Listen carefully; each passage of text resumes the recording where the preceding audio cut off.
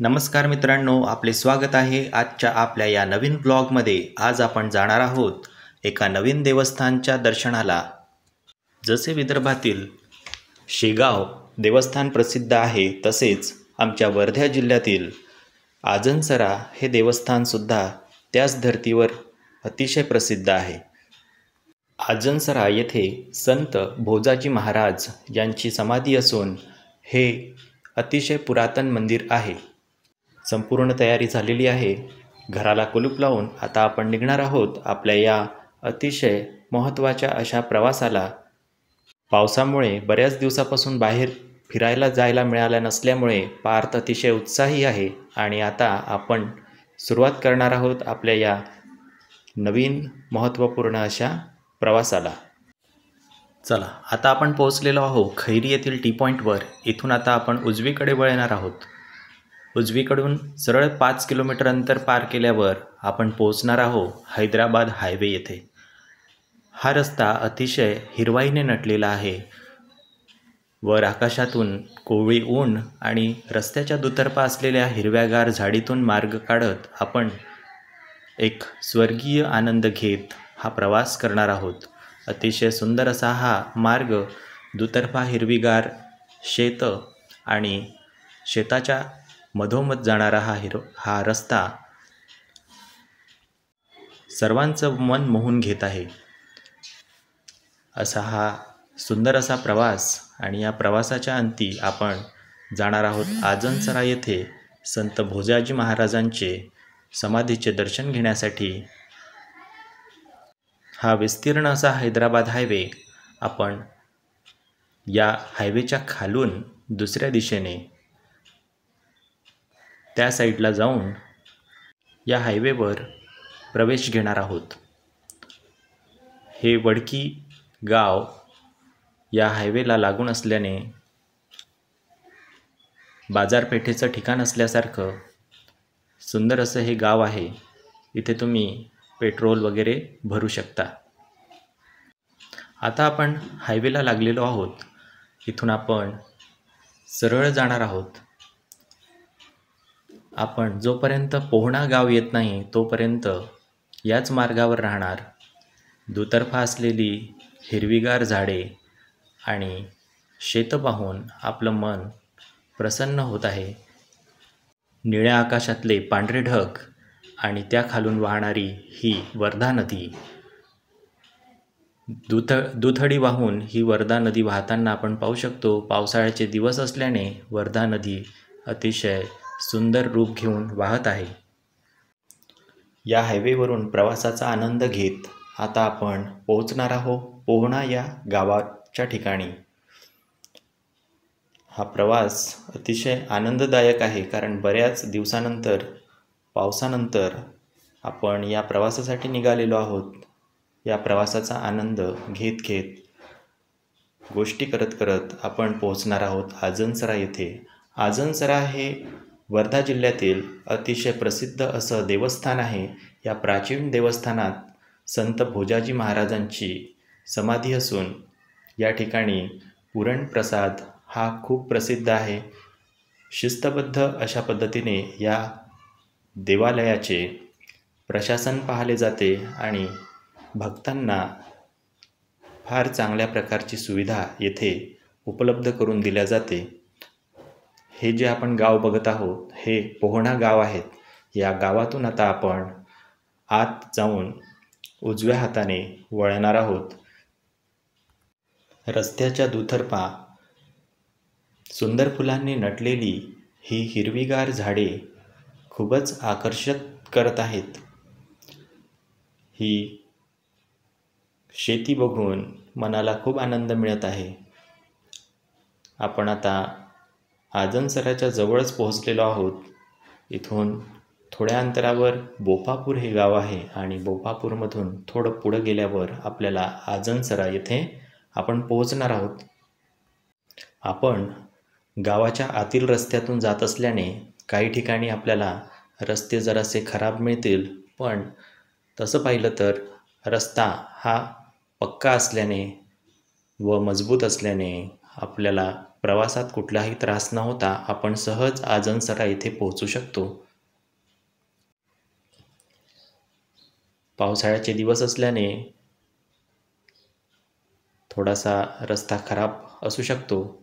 आता आपण पोहोचलेलो आहोत आजनसरा या गावात. या गावात प्रवेश करताच आपल्याला विस्तीर्ण असे रस्ते दिसतील आणि रस्त्याच्या दुतर्फा सुंदर अशी दुकानदारी, भांडीकुंडी, गृहोपयोगी वस्तूने नटलेली दुकाने, तसेच खेळणी आणि पूजा साहित्याने सुंदर अशी दुकाने आपल्याला आपलं मन आकर्षित करून घेतात. जरा पुढे गेल्यावर आपल्याला देवस्थानमार्फत पुरवली जाणारी विशाल अशी पार्किंग सुविधा दिसून येते. आपण जरा लवकरच आल्याने अजून दर्शनार्थींची संख्या कमी असल्याने आपल्याला पार्किंगच्या ठिकाणी सहज जागा मिळत आहे. मात्र काही दिवशी जसे की रविवार व काही सणांचे दिवस या दिवशी इथे भक्तांची खूप मोठ्या प्रमाणात गर्दी असल्याने आपल्याला गावाच्या बाहेर असलेल्या पार्किंगमध्ये आपली गाडी लावावी लागते व तेथून चालतच आपल्याला या देवस्थानात प्रवेश घ्यावा लागतो. चला तर आपण आपली गाडी लावलेली आहे आणि आता आपण संत भोजाजी महाराजांचे दर्शन घेण्यासाठी मंदिराच्या दिशेने निघालेलो आहोत. हा परिसर खूप विस्तीर्ण आणि सुंदर व स्वच्छ असा आहे. जागोजागी भक्तांना पिण्याच्या पाण्याची सोय उपलब्ध आहे. बसण्यासाठी सावलीची जागासुद्धा आहे. हे बघू शकतो आपण. ही जी व्यवस्था आहे ही भक्तांची संख्या जेव्हा मोठ्या प्रमाणात असते त्यावेळी या ठिकाणावरून प्रवेश दिला जातो. सध्या भक्तांची संख्या कमी असल्याने डायरेक्ट आपल्याला मंदिरातून आत प्रवेश घेता येईल. आपण आता मंदिराच्या दिशेने जात आहोत. इथे जाताना आपल्याला पूजा साहित्याची दुकाने, तसंच इथे आपल्याला अगरबत्ती, दिवे लावण्याची जागा आणि प्राचीन असं पिंपळाचं झाड हे आपण पाहू शकतो. आता आपण निघालेलो आहोत मंदिराच्या दिशेने, सभामंडपाच्या दिशेने. मंदिराबाहेर बसून भक्त मनःशांतीचा आनंद घेत आहे. आपण मंदिराच्या सभागृहात आलेलो आहोत.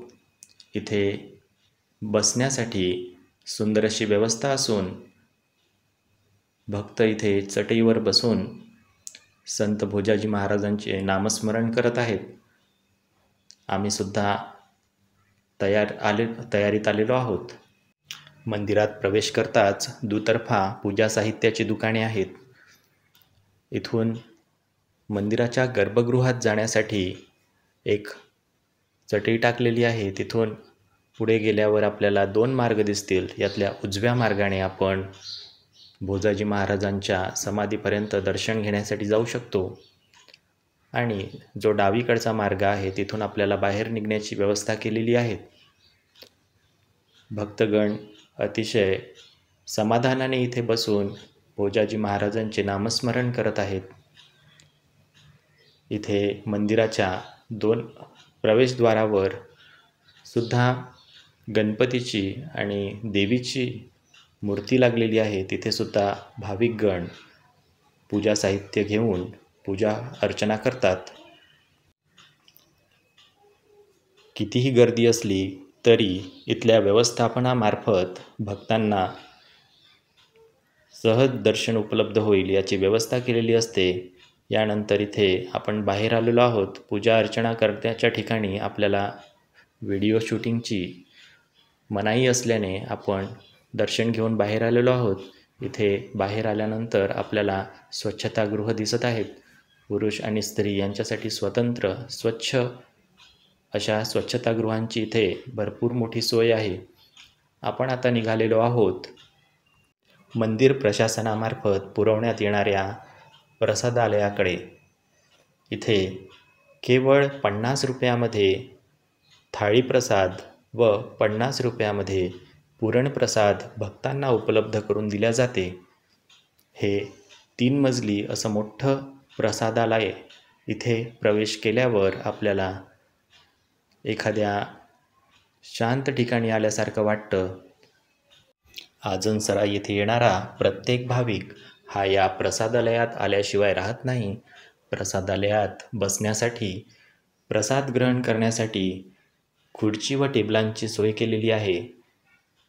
फारच स्वच्छ असं हे वातावरण आणि इथे बसून प्रत्येक भाविकाला पाणी व प्रसाद जितकं लागेल तितकं पुरवण्याची जबाबदारी या प्रशासनामार्फत घेतली जाते. प्रसादालयाच्या भिंतीवरील महत्त्वाच्या सूचना आणि सुंदर अशी वाक्य वाचत आपण या प्रसादाचा आनंद घेत कधी आपला वेळ निघून जाईल आपल्याला कळणार सुद्धा नाही. आम्ही आता प्रसादालयाच्या गॅलरीमध्ये आलेलो आहोत. इथून बाहेरचा परिसर अतिशय सुंदर असा दिसतो. बाहेर पार्किंगमध्ये पुष्कळ गाड्या लावलेल्या आहेत. आता आम्ही पुरणप्रसाद घेण्यासाठी पुढे चाललेलो आहोत. इथून पुरणप्रसाद घेऊन आम्ही आता निघालेलो आहोत. संत भोजाजी महाराजांच्या दर्शनाने मन अगदी प्रसन्न झालेलं आहे. येथून आता येथील मार्केटमध्ये आम्ही थोड्या वेळ फिरणार आहोत. तेथून थोडी खरीददारी करणार आहोत आणि नंतर आपल्या परतीच्या प्रवासाला लागणार आहोत. भोजाजी महाराज देवस्थानातला हा परिसर फारच सुंदर आहे. इथे खेळणीची दुकाने, गृहोपयोगी साहित्याची दुकाने, त्याचबरोबर लहान मुलांसाठी पाळणे वगैरे असतात. अतिशय माफक किमतीमध्ये इथल्या या वस्तू आपण खरेदी करू शकतो. इथून खेळण्याची दुकाने लहान मुलांना खूप आकर्षित करतात. गावातील स्वच्छता व येथील लोकांची इतरांशी वागण्याची पद्धत फार चांगली आहे. लोक एकमेकांशी सन्मानाने वागतात आणि प्रत्येकाला या ठिकाणी येऊन आनंद झाल्याशिवाय राहत नाही.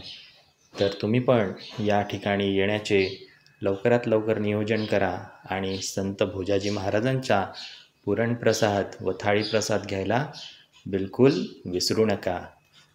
आम्ही पण आता थाळीप्रसाद व भोजनप्रसाद ग्रहण करून निघालेलो आहोत परतीच्या प्रवासाला. परतीचा प्रवाससुद्धा अतिशय निसर्गाने नटलेल्या हिरव्यागार रस्त्यांच्या वरून होणार आहेत.